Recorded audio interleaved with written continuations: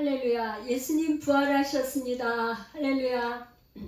오늘 부활 주일로 주님 앞에 예배 드립니다. 오늘 은혜 받을 말씀은 순서대로 하지 않고 오늘은 특별히 부활 주일이라 부활의 말씀을 전하려고 요한복음 11장 1절에서 44절까지 조금 긴데 이렇게 요한복음 11장 1절에서 44절까지 오늘 말씀을 통해서 큰 은혜가 있기를 축복합니다. 기도하겠습니다. 고마우신 하나님, 이 시간 종이 말씀을 전하고자 합니다. 나는 부활이요 생명이라고 말씀하신 주님, 오늘 부활의 주님을 내 머리 지식으로 아는 것이 아니라 하나님 오늘 말씀을 통해서 부활의 주인공이 되게 하시고 예수님의 부활이 나의 부활의 신앙이 되어 부활의 신앙을 가지고 삶을 바꾸는 그런 기적의 주인공들이 다 될 수 있도록 이 시간 축복해 주옵소서. 성령님 기름 부어 주시옵소서. 예수님의 이름으로 기도합니다. 아멘. 이제 예수님의 요한복음은 예수님의 7가지 표적이 있고 예수님의 7가지 자기 선언이 있다. 요한복음은 그렇게 돼 있어요. 7가지 표적을 통해서 내가 누구라는 것을 말씀하시는 거예요. 그래서 이제 보면 2장에서 가나의 혼인잔치를 통해서 무리병에서 포도주가 되는 사건을 하셨고, 그 다음에 왕의 신하 아들을 치유하시고 38년 된 병자를 고치시면서 5장에 38년 된 병자를 고친 사건, 여기까지 우리가 했어요. 그죠? 5장까지 이렇게 했어요. 그래서 이제 그 다음에 원래 순서대로 가면 오병이의 기적을 해야 되는데 오늘 부활절이라 제가 이렇게 건너뛰었어요. 그래서 이제 오병이의 기적을 일으킨 보리떡 5개 물고기 2마리로 5,000명을 먹이고 12광주리가 남는 이런 기적을 일으키고 나서 예수님이 자기에 대해서 나는 생명의 떡이다 이렇게 말씀을 하신 거예요. 나는 생명의 떡이야. 그러면 떡이라고 말씀하신 거예요. 그리고는 어떻게 했냐? 6장에서 바로 갈릴리 바다를 건너신 거예요. 그 다음에 6장에서 그렇게 하고 나는 세상의 빛이야. 나는 세상의 빛이라고 하면서 9장으로 넘어가서 뭐라냐면 맹인, 소경, 오늘 시각장애인 그 나면서부터 소경된 그 사람을 고치셨어요. 그래 나는 빛이기 때문에 빛이라고 얘기를 하시고 소경을 고치신 거예요. 그렇게 해서 이제 9장까지 가고 난 다음에 10장에 가서는 뭐라 그러냐면 나는 양의 문이야. 그래서 요한복음 10장 10절에 가면 중요한 말씀을 하는 거예요. 나는 양의 문인데 나보다 먼저 들어온 자는 도둑이다. 나보다 먼저 들어온 게 도둑이야. 나는 문인데 나보다 먼저 들어와서 한 거는 도둑이야. 그래서 도둑은 도둑질하고 빼앗고 죽이고 멸망시키려는 것이요. 이 도둑이 원수마귀 사단이잖아요. 사단이 세상에서 빼앗고 빼앗고 다 빼앗고 건강 빼앗고 물질 빼앗고 다 빼앗고 죽이고 멸망시키려는 건데 나는 생명을 얻되 더 풍성히 얻게 하려고 이 땅에 왔다.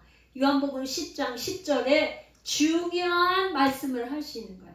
그렇기 때문에 나는 양의 문을 양들이 있는데 그 문을 딱 지키고 있는 그런 그런 분이기 때문에 선한 목자가 될 수 있다는 거예요. 선한 목자 나는 양들을 빼앗기지 않는다는 거예요. 양을 도둑질해 가는 건 도둑이다 이 말이에요. 그래서 10장에 이렇게 했어요. 그리고 나서 오늘 오늘 하려고 하는 11장에 가서 오늘 본문이에요. 나는 부활이고 생명이니. 그러니까 양의 문이고 선한 목자인데 나는 부활이고 생명이야. 이게 이제 오늘 할 차례예요. 오늘 하려고 하는 주제예요. 그 다음에 이제 14장 6절에 가서 나는 길이고 진리고 생명이야. 주님 어디로 가십니까?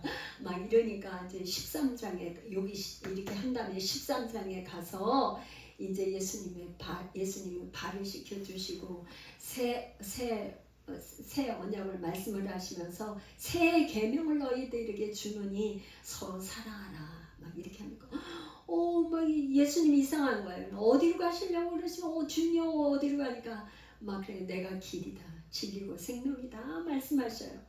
그러면서 15장 1절에 나는 참 포도나무요 내 아버지는 농부다. 그러면서 이 7가지가 예수님이 누구신지 그거를 예수님이 자기 자신이 스스로 선언을 했어요. 그러니까 이게 중요하겠죠? 중요하죠? 할렐루야 중요하죠?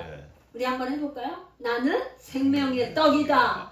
나는 세상의 빛이다. 나는 양의 문이다. 나는 선한 목자다. 나는 부활이요 생명이다. 나는 길, 진리, 생명이다. 나는 참 포도나무다. 이게 예수님이 누구신가? 이 자기 선언 7가지 선언을 한 걸 보면은 여기에 아주 정확하게 주님이 말씀을 하셨어요. 그래서 이제 오늘은 11장에 가서 부활이고 생명, 부활주일날 우리가 교회에서 1년에 한 번이면 부활절 절기를 지키잖아요. 그런데 부활절기만 지키는 게 아니라 부활에 어떻게 해서 예수님이 부활의 신앙이 뭐고 부활이 뭔가 이 이제 11장은 사실은 어떤 배경으로 저기가 되냐 앞으로 예수님께서 죽으시고 부활할 거를 이 나사로 사건을 통해서 미리 보여주신 거예요. 말하자면 앞으로 예수님이 이제 제자들에게 계속 내가 이제 죽을 거다. 죽고 예루살렘에 가서 죽고 이제 3일 만에 부활할 거라는 거를 자기의 그 예수님의 순환 고지를 3번씩 계속 반복해서 얘기했는데 예수님의 제자들은 그게 이해가 안 돼요. 어떻게 예수님이 왜 죽고 왜 어떻게 또 부활을 해? 이거를 도저히 이해가 안 되는 거야. 예수님의 제자들은 지금 뭐예요? 예수님을 이제 왕으로 통치자로 이렇게 막 지도자로 하려고 하는데 생각하고 지금 했는데 무슨 도대체 죽었다가 부활한다는 게 뭔가 알 수가 없어. 그러니까 이 나사로 사건은 사복음서 마태, 마가, 누가, 요한 사복음서 중에 요한복음만 있어요. 그러니까 이 요한복음은 AD 한 85년에서 100년 1세기 이 초대 교회의 유대인의 회당과 교회 사이에 갈등이 있었던 그때 기록한 복음서예요. 복음서. 그러니까 그때의 배경이 잘 나와 있어요. 그래서 여기 지금 마태, 마가, 누가 복음에는 없는 나사로 사건이 나와 있는 거예요. 이거는 뭐냐? 나사로 사건은 앞으로 예수님이 죽으시고 부활할 거에 대해서 미리 나사로 사건을 보여준 걸 사도 요한이 7가지 표적을 가지고 예수님이 이것만 하셨나요? 기적과 표적이 많이 일으키셨죠.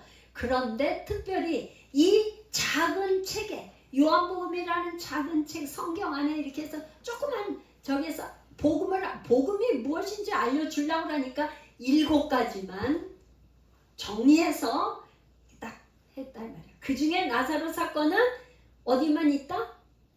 요한복음만 있다. 그래서 오늘 이제 한번 이제 본문을 우리가 이제 한번 들어가 보겠는데요. 본문을 들어가기 전에 제가 구조를 한번 이렇게 나눠봤어요. 구조를. 제가 본문을 이렇게 한번 나눠 본 걸 가지고 이 본문을 보면 훨씬 이렇게 이해가 잘 되시라고 하는 얘기예요.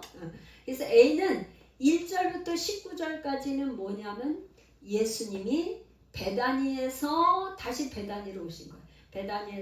베다니에서 지금 예루살렘으로 갔다가 다시 베다니로 오시는 그 과정이 1절에서 19절까지 있어요.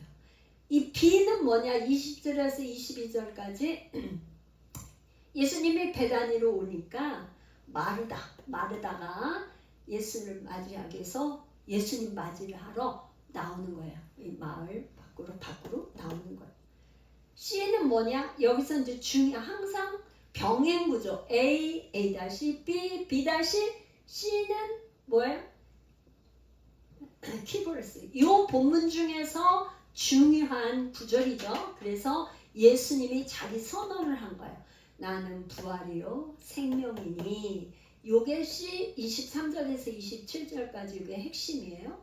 그 다음에 이제 B-는 뭐냐? 여기는 B에는 마르다가 나왔는데 마르다가 먼저 예수님을 맞이하러 나왔고 그 다음에 이제 마리아는 그 집에 있었어요. 그러니까 예수님이 마르다하고 얘기를 한 다음에 안 되겠다. 마리아를 불러오라. 이렇게 얘기를 한 거예요. 그래서 마리아가 예수님을 맞이하기 위해서 밖으로 나와. 병행 구조예요. 병행 구조. 그 다음에 이제 나사로 A-는 33에서 40절까지 요게 사실은 나사로가 무덤에서 나오는 거 이거가 여기서 베다니에서 예수님이 오신 여기서 나사로가 무덤에서 밖으로 나온 요게 병행으로 이렇게 있어요. 그러니까 샌드위치 구조라고 할 수 있어요. 샌드위치 가운데 맛있는 고기, 햄, 치즈 뭐 이런 거가 치즈 햄버거 뭐 이런 거 있는 것처럼 가장 중요한 나는 부활이요 생명인데 그거가 요걸로 증명이 되는 거예요. 증명. 전체가 무슨 구조로 돼 있는 건지 이제 이거를 한번 머릿속에 이렇게 넣고 이제 한 절씩 이렇게 보겠습니다. 제가 읽으면서 이제 할게요. 이제 그런데 여러분들이 이 본문을 들어가기 전에 오늘은 제가 볼 때 어떻게 예수님이 무덤 속에 있는 그 나사로를 살리셨지? 이거를 통해서 우리가 기도가 응답되는 비결이 뭘까? 연관을 시켜서 예수님이 하셨던 것처럼 우리도 하면 그렇게 되는 거죠. 그죠? 예수님이 행하셨던 거를 표적을 우리도 그렇게 할 수 있는 거예요. 성령 안에서 그리스도 안에서 할렐루야. 그러니까 잘 집중해서 어떻게 무덤에서 나사로가 나올 수 있었을까 하는 것을 본문을 통해서 이제 보기를 원합니다. 할렐루야. 1절 어떤 병자가 있으니 이는 마리아와 그 자매 마르다의 마을 베다니에 사는 나사로라. 병자가 있는데 누구라고요? 나사로가 병자예요. 어떤 병자가 있는데 나사로. 근데 어디 산다고요? 베다니에 산다는 거예요. 이 마리아는 이게 여기 아까 뭐랬냐? 마리아와 그 자매 마르다가 사는 곳 베다니 이걸 설명했는데 마리아를 설명했어요. 이 마리아는 향유를 주께 붓고 머리털로 주의 발을 닦던 자요 병든 나사로는 그의 오라버니라. 이 마리아를 설명하고 있는 거예요. 저자가. 근데 이 마리아가 누구라고요? 예수님께 향유를 붓고 머리털로 주의 발을 닦던 그런 사람이에요. 그러니까 11장 다음에 12장 가면은 마리아가 향유 옥합을 깨서 예수님 발에 붓는 사건이 나오는데 말하자면 이 지금 요한은 11장에서 이 마리아를 설명하고 또 있어요. 마리아가 누군지. 성경에 마리아가 많이 나오잖아요. 그런데 그 많은 마리아 중에 이 마리아는 향유를 주께 붓고 머리털로 주의 발을 닦던 자다. 베다니 사는 동네의 마리아다. 이렇게 설명을 하고 있어요. 3절 이에 그 누이들이 예수께 사람을 보내어 이르되 주여 보시옵소서 사랑하시는 자가 병들었나이다. 4절 예수께서 들으시고 이르시되 이 병은 죽을 병이 아니라 하나님의 영광을 위함이요 하나님의 아들이 이로 말미암아 영광을 받게 하려 함이라 하시더라. 그러니까 이 나사로가 병이 들었는데 이 병은 죽을 병이다 아니다? 죽을 병이 아니라는 거예요. 어떤 병? 하나님의 영광. 하나님의 영광을 위해서 하나님의 아들 예수님으로 말미암아서 영광을 받게 하기 위해서 지금 나사로가 아프다는 거예요. 병들었다는 거예요. 할렐루야. 하나님의 영광을 위해서. 5절 예수께서 본래 마르다와 그 동생과 나사로를 사랑하시더니 나사로가 병들었다함을 들으시고 그 계셨던 곳에 이틀을 더 유하시고 그 후에 제자들에게 이르시되 유대로 다시 가자 하시니 참 이해가 안 돼요. 앞에는 뭐라고 그랬냐면 마리아와 마르다와 나사로는 누구라고요? 예수님이 사랑하시는 자. 예수님이 사랑하시는 자니까 뭐야? 소식을 보냈어요. 예수님 빨리 와서 좀 나사로가 병들었으니까 고쳐달라고 했으며 예수님이 막 단숨에 달려가서 고쳐주셔야지만 우리의 상식적으로는 그래야 돼. 그러죠? 그런데 지금 예수님을 보면 전혀 그런 게 아니고 베다니로 가야 되는데 다시 유대로 가자 그러는 거예요. 그럼 어떻게 돼? 유대로 다시 가면은 베다니하고 멀어지는데 이 베다니로 빨리 부지런히 가서 고쳐주셔야 되는데 반대 방향으로 가는 거예요. 우리가 기도할 때 이런 일이 종종 있지 않아요? 나는 지금 하나님 나를 사랑하셔서 내가 기도하면 바로 응답이 될 줄 알았는데 바로 응답이 되는 게 아니라 기도를 했더니 더 어려워졌어. 더 어려워. 막 더 어려운 일이 막 생겨. 현실적으로 이게 이제 막 끝났다. 막 그런 일이 기도하다 보면 생겨요. 그렇지 않아요? 저는 종종 그랬어요. 기도하면 금방 문제가 좀 해결되고 해결되는 뭐 기말이 보여야 되는데 아니 이게 그게 아니고 기도를 했는데 더 힘들어졌어. 막 상황이 더 안 돼. 막 이상한 일이 막 꼬여. 막 그래갖고 막 마음이 낙심하려고 그래. 그런 때가 종종 있었잖아요. 여러분들도. 저만 그런 게 아니고 기도를 내가 그렇게 기도하는데 하나님 어찌 이럴 수가 있어요. 그런 적 없어요? 지금 마리아와 마르다가 오빠가 병들었다고 해서 사람 인편을 보내서 예수님 빨리 오셔서 고쳐달라고 했는데 예수님은 전혀 유대로 다시 가자 하는 거예요. 그러니까 8절 제자들이 말하되 라비요 방금 또 유대인들이 돌로 치려 하셨는데 또 그리로 가시려 하나이까? 아니 유대에 그곳에 만약에 예를 들어서 막 예수님을 환영하는 막 무슨 막 기적 올리는 막 그런 오라고 초청을 해서 막 빨리 오세요 그렇게 해서 갔다면 조금 이해가 될 수도 있어. 근데 그게 아니고 뭐야? 방금 유대에서는 예수님을 죽이려고 돌로 치려. 왜? 돌로 치렸다면 신성 모독 왜 그러냐? 안식일날 병 고친데 아버지께서 일하시니 나도 일한다. 이렇게 하니까 예수님이 뭐야? 자기를 하나님과 동등됨으로 여기니까 신성 모독이잖아요. 그러니까 돌로 쳐 죽이려고 했었던 그 유대로 다시 가자 그러니까 이 제자들이 예수님을 이해할 수 있어요, 없어요? 도저히 이해가 안 되죠. 도저히 이해가 안 돼. 예수님의 마음을 이 제자들이 도저히 이해할 수가 없어요. 그랬더니 9절에 또 예수께서 대답하시되 낮이 12시간이 아니냐. 사람이 낮에 다니면 이 세상의 빛을 봄으로 실족하지 아니하고 밤에 다니면 빛이 그 사람 안에 없는 거로 실족하느니라. 이 말씀을 하신 후에 또 이르시되 우리 친구 나사로가 잠들었도다. 그러나 내가 깨우러 간다.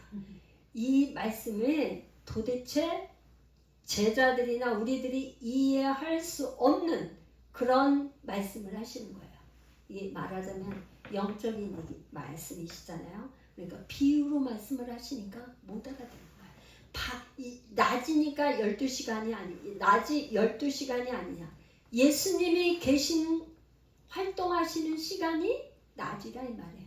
예수님이 이제 예를 들어서 이게 죽으시면은 밤이야.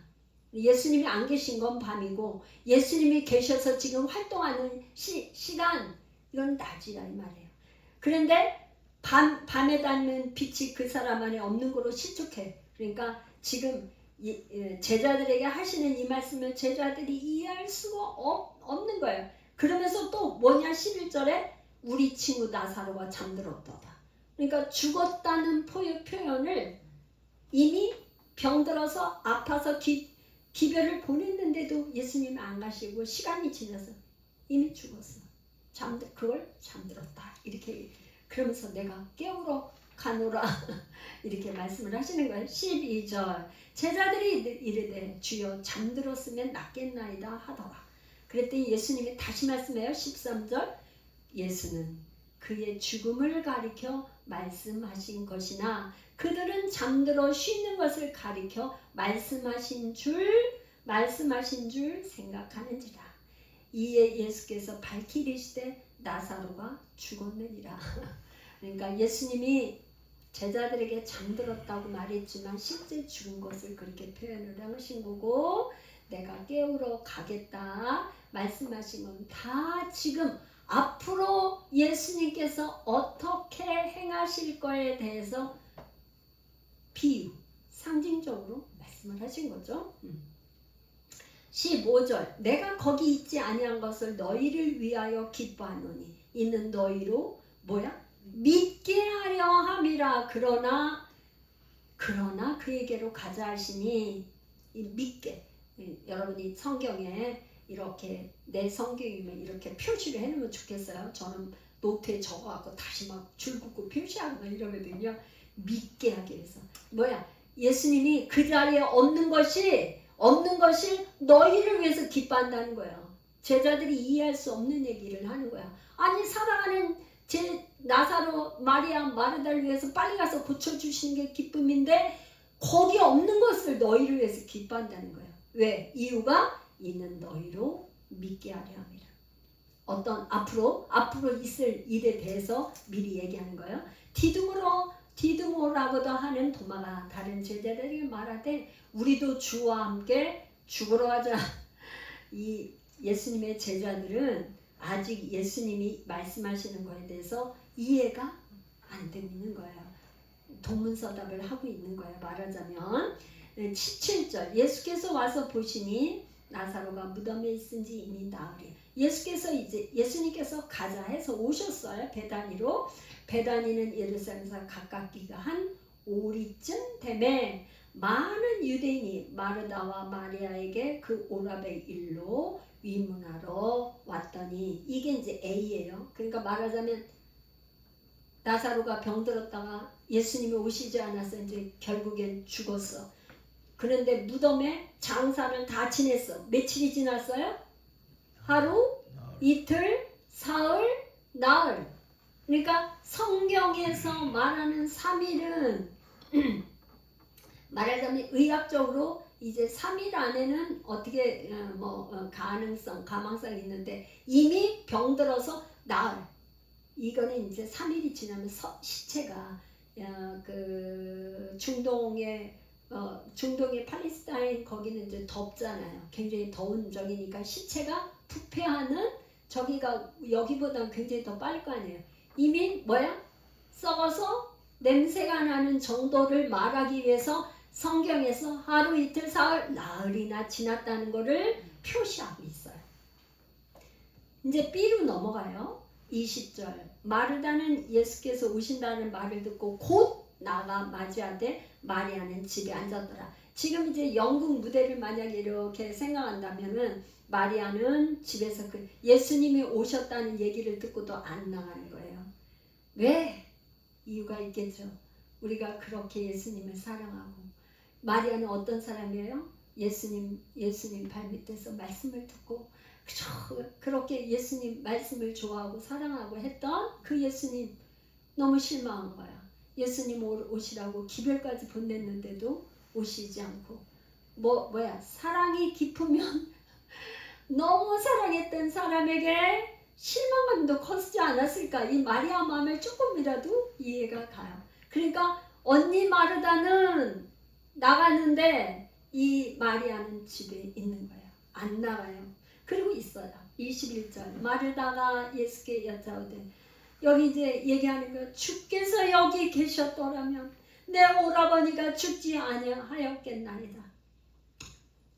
지금 마르다는 마리아 마르다도 이제 마찬가지인데 예수님만 여기 계셨다면 우리 오라버니 안 죽었어요. 왜 그 뒤에는 생략돼 있지만 예수님 왜 안 빨리 안 오시고 이제야 오셨어요. 왜 이제야 장사 다 치르고 나흘이나 됐는데 왜 이제야 오셨어요. 뒤에는 생략돼 있지만 그런 마음이 있지 않았겠어요? 주께서 여기 계셨더라면 내 오라버니가 죽지 아니하였겠나다. 너무나 안타깝고 이 서러운 마음 하여튼 슬픔과 이 모든 게 있죠. 그러나 나는 이제라도 이 마르다의 그 신앙 안에는 이제라도 주께서 무엇이든지 하나님께 구하시는 것을 하나님이 주실 줄 아나이다. 그런데 죽긴 죽었는데 이제라도 예수님이 주께서 만약에 무엇이든지 하나님께 구하시는 것을 하나님 주실 줄을 믿습니다. 뭔가 자기의 믿음을 표현한 거, 믿음을 표현했어. 자, 이제 B가 끝나고 C로 넘어갔어요. C로. 예수님이 얘기하는 거예요. 예수께서 이르시되 내 오라비가 다시 살아나리라. 이미 어떻게 해요? 나사로는 죽어서 나흘이나 돼서 냄새가 나는 그 적인데 오라버니가 다시 살아나리라 얘기를 하는 거예요. 이해가 아직 안 돼요. 그러니까 마르다가 이르되 마지막 날 이거를 어떻게 이해를 했냐면 이렇게 이해를 한 거예요. 마르다가 이르되 마지막 날 부활 때에는 다시 살아날 줄 내가 아나이다. 이건 뭐예요? 이 종말이 와서 종말이 와서 그때는 부활 때에는 우리가 몸이 부활할 그때는 다시 살아날 줄 그거는 믿어요. 그거는 이렇게 생각을 하는 거예요. 그랬더니 예수님이 말씀하시는 거예요. 25절 우리 같이 해볼까요? 예수께서 이르시되 나는 부활이요 생명이니 나를 믿는 자는 죽어도 살겠고 26절 무릇 살아서 나를 믿는 자는 영원히 죽지 아니하리니 이것을 내가 믿느냐? 그렇게 했더니 27절에 그런 거 이르되 주여 그러하외다. 주는 그리스도요 세상에 오신 하나님의 아들이신 줄 내가 믿나이다. 이 고백이 말하자면 요한복음 4장에 사마리아 여인이 고백한 그것과 이렇게 같이 병행 구조로 연결이 되죠. 주는 그리스도 내가 메시아를 만났다. 뭐 1장에서도 그렇고 그렇게 하니까 이제 B다시로 다시 와요. 이 말을 하고 돌아가서 28절 가만히 그 자매 마리아를 불러 말하되 선생님이 오셔서 너를 부르신다. 29절 마리아가 이 말을 듣고 급히 일어나 예수께 나아가매 30절 예수는 아직 마을로 들어오지 아니하시고 마르다가 맞이했던 곳에 그대로 계시더라. 31절 마리아와 함께 집에 있어 위로하던 유대인들은 그가 급히 일어나 나가는 것을 보러 곡하러 무덤에 가는 줄 생각하고 따라가더니 32절에 마리아가 예수 계신 곳에 가서 배웠고 그 발 앞에 엎드리어 이르되 주께서 여기 계셨더라면 내 오라버니가 죽지 아니하였겠나이다 하더라. 저는 이 마리아와 마르다가 대조를 이렇게 이루고 있어요. B와 B다시의 대조를 일으키고 있어. 마르다가 예수님을 맞이하러 나온 거, 또 마리아가 예수님을 맞이하러 똑같이 나오긴 나왔는데 제 눈에는 32절에 마리아는 어떻게 하냐면 예수님의 그 발 앞에 엎드려.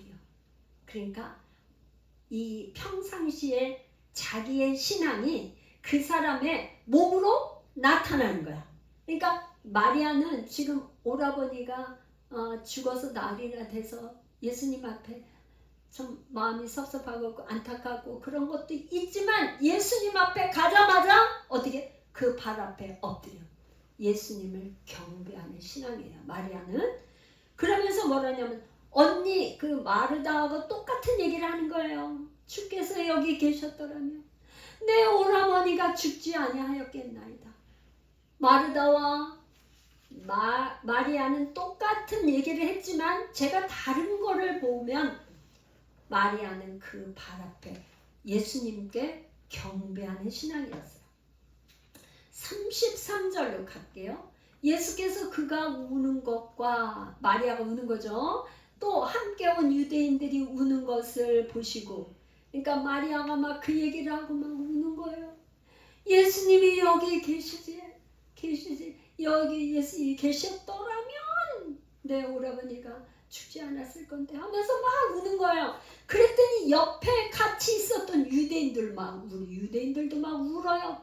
그랬더니 예수님께서 심령의 비통히 여기시고 불쌍히 여기사. 이 예수님께서 왜 비통히 여기시고 불쌍히 여기시고 35절에는 눈물까지 흘리셨다고 그랬는데 왜 그러셨을까? 이거는 신학자들 사이에서 많은 질문과 퀘션 막 이런 게 있어요. 그래서 잘 알 수가 없어요. 그렇지만 앞으로 이 사건은 어떤 사건? 나사로의 사건은 예수님이 죽으시고 무덤에 십자가에서 죽으시고 부활할 그 사건을 미리 아시고 이해하는 거기 때문에 예수님이 여러 가지 마음이 왔다 갔다 하지 않으셨겠어요. 그 갈보리 십자가 언덕, 또 그 다음에 겟세마네 동산에서 아버지 왜 나를 버리셨나이까. 예수님이 십자가에 달려서 라마 사박다니 왜 나를 버리셨나이까. 그러면서 이 잔을 내게서 옮겨달라고 했던 그 많은 예수님의 그 심정과 그런 게 오가시지 않았을까. 그러면서 뭐냐면 34절 이르시되 그를 어디 두었느냐 이르되 주여 와서 보옵소서 하니 예수께서 눈물을 흘리시더라. 36절 이에 유대인들이 말하되 보라 그를 얼마나 사랑하셨는가 하며 37절 그중 어떤 이는 말하되 맹인의 눈을 뜨게 한 이 사람이 그 사람은 죽지 않게 할 수 없었더냐 하더라. 37절에 이걸 보면은요 우리가 신앙생활 열심히 하고 있는데 하다 보면 기도하고 예배드리고 열심히 하는데 어려운 일 생기면 주변에 있는 사람들 친지들이나 이웃들이 저 사람 그렇게 뭐 열심히 신앙생활 한다고 저렇게 교회에 맨날 봉사한다고 교회 맨날 저렇게 하면서 왜 저런 일이 있어? 그런 얘기 안 들으셨어요? 저만 들었나? 그런 얘기 듣잖아요. 우리가 종종 듣잖아요. 그런데 뭐예요? 오늘 보니까 이 성경에 유태인들이 마리아와 마르다 나사로를 그렇게 사랑했는데도 나사로의 죽음을 눈앞에 두고 유대인들이 그렇게 말을 한 거야.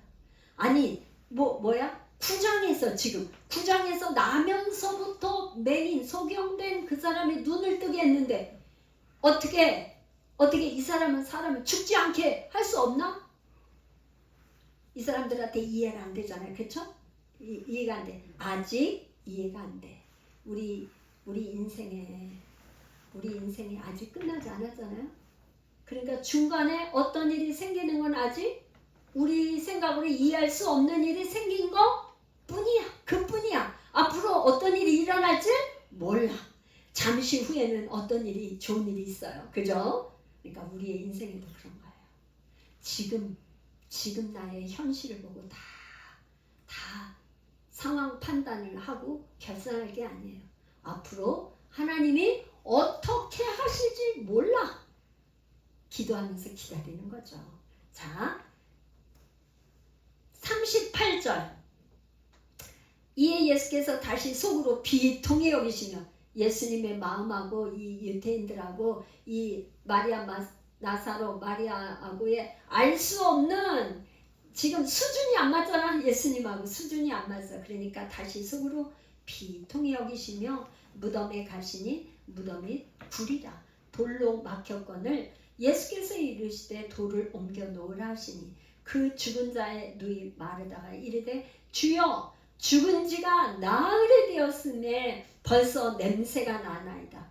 예수께서 이르시되 내 말이 내가 믿으면 하나님의 영광을 보리라 하지 아니하였느냐 하시니. 이 세 절을 가지고 지금 다시 한번 보겠어요. 이제 무덤에 갔어요.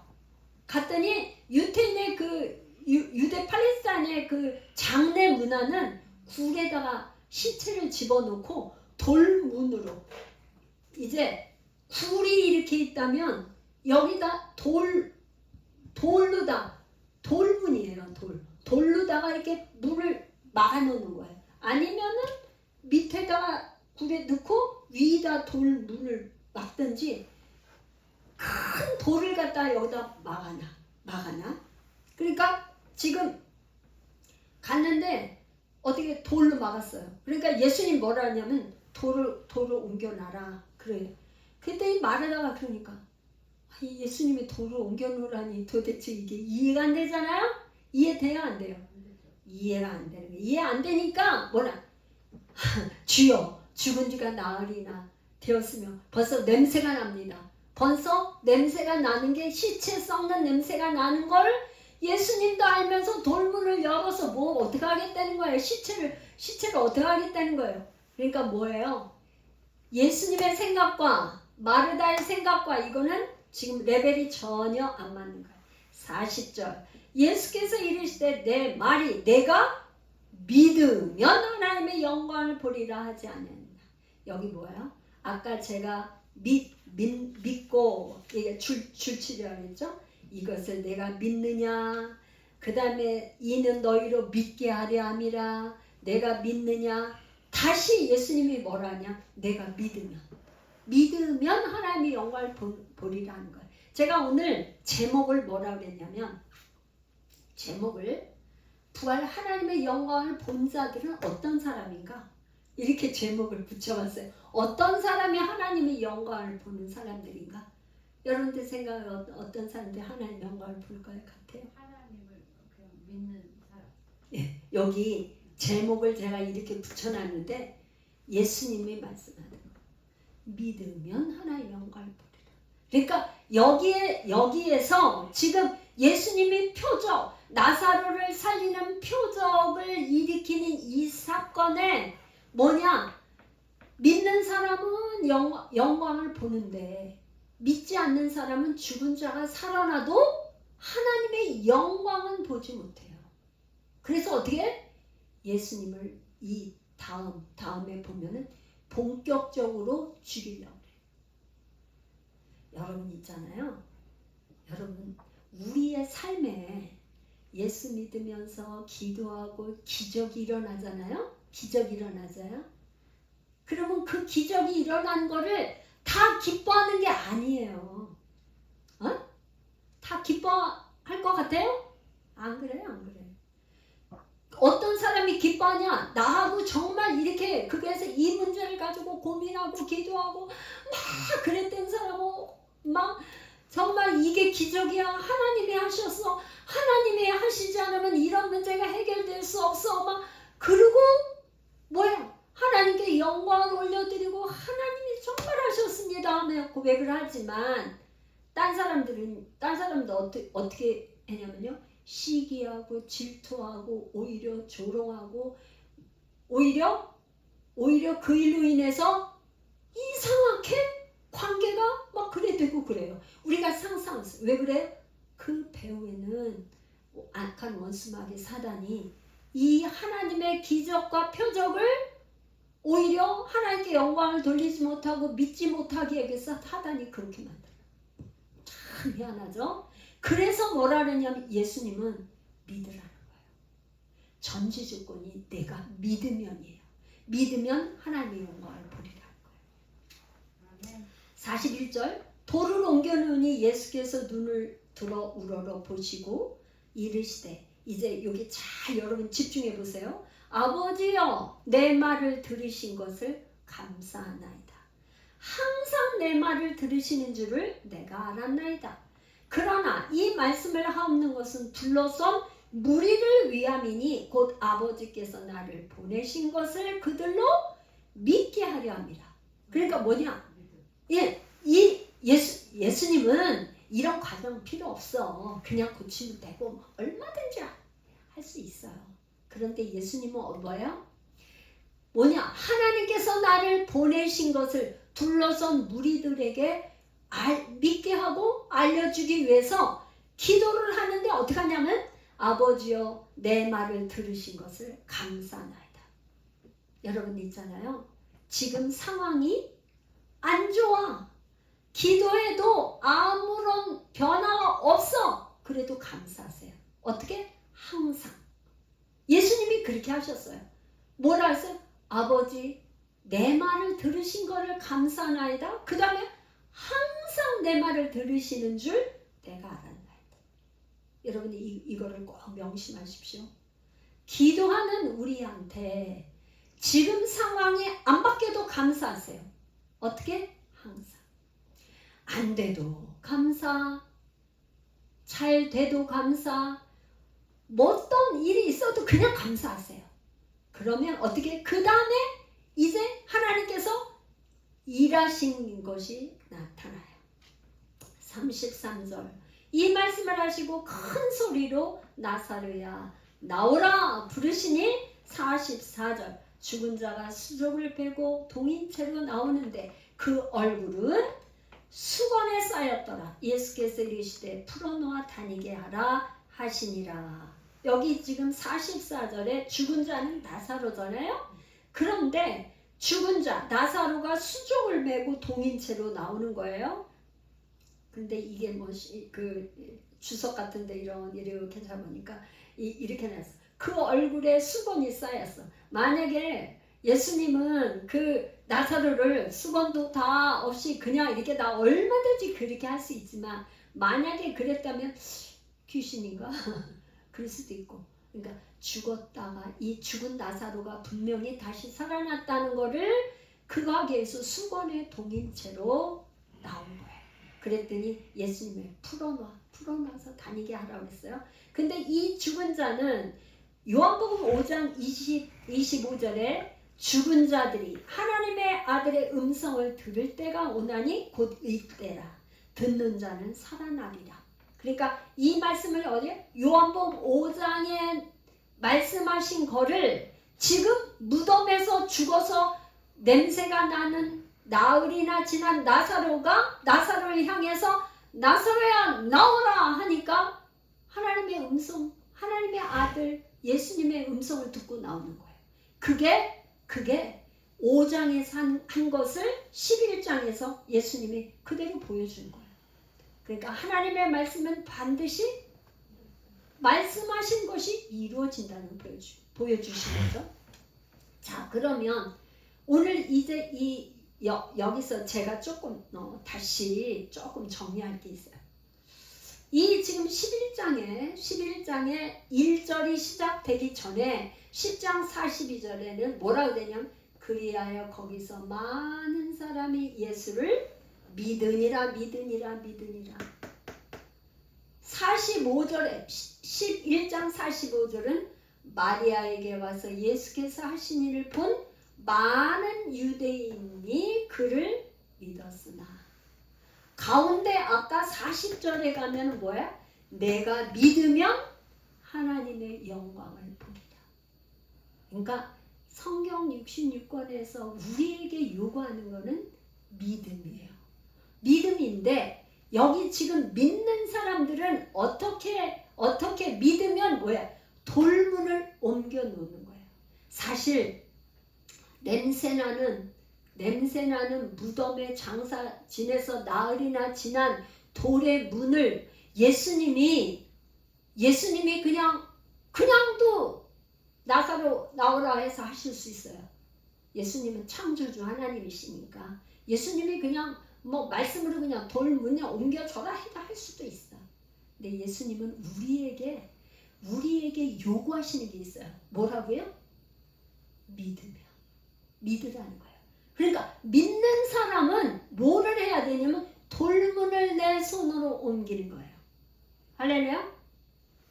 안 믿으면 돌문을 안 돼요.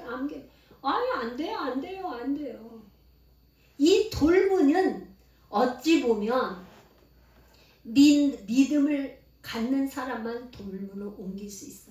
이거는 어찌 보면 다른 거에 보면 오랫동안 교회에 와서도 내 마음은 딱 닫아놓고 오늘 말씀을 어떻게 하나 한번 들어보자, 한번 들어보고 하자. 우리 교회는 그런 분이 없으시죠.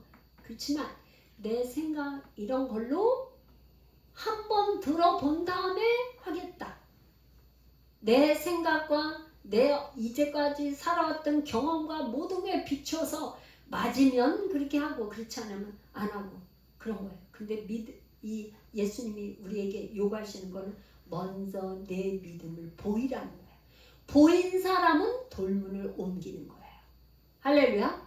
오랫동안 나의 생각, 고정관념, 습관, 현실적으로 도저히 안 되는 문제,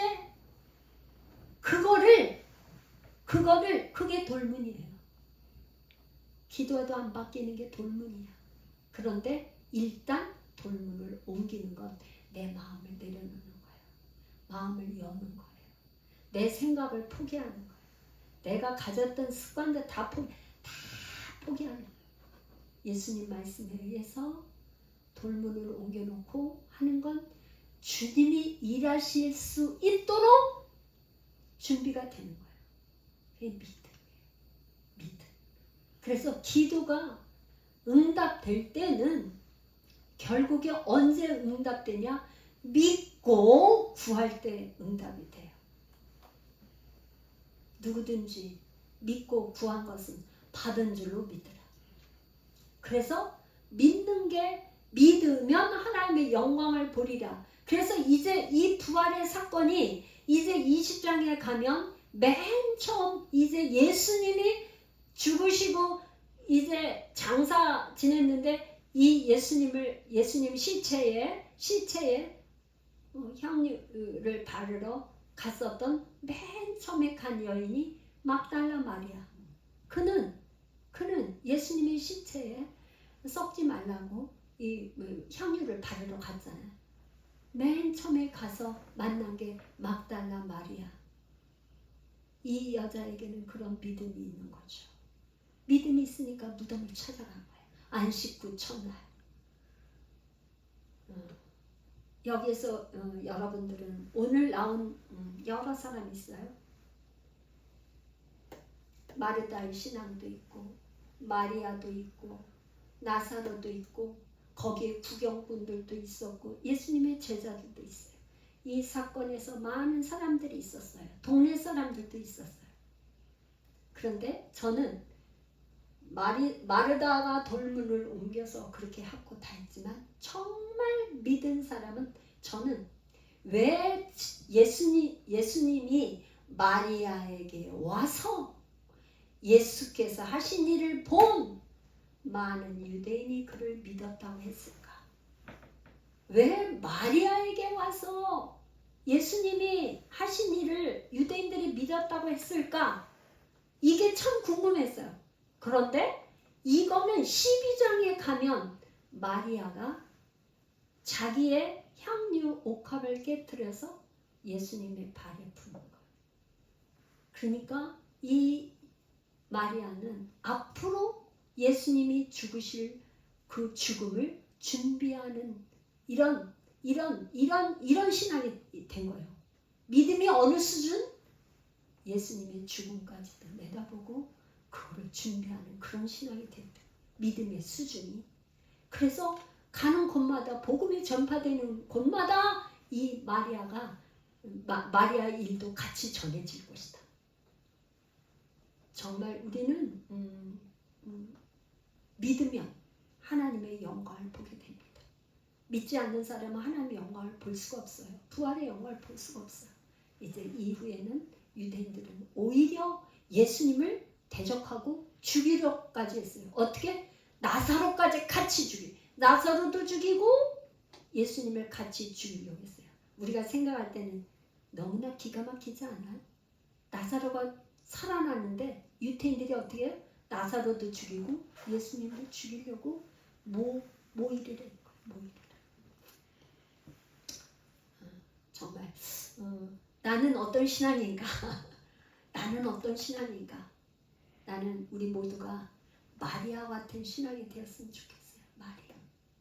예수님의 그 부활, 죽음과 부활에 동참하는 그런 신앙이 되었어요. 향유옥합을 깨는 마리아 같은 그런 신앙이 됐으면 좋겠어요. 기도하겠습니다.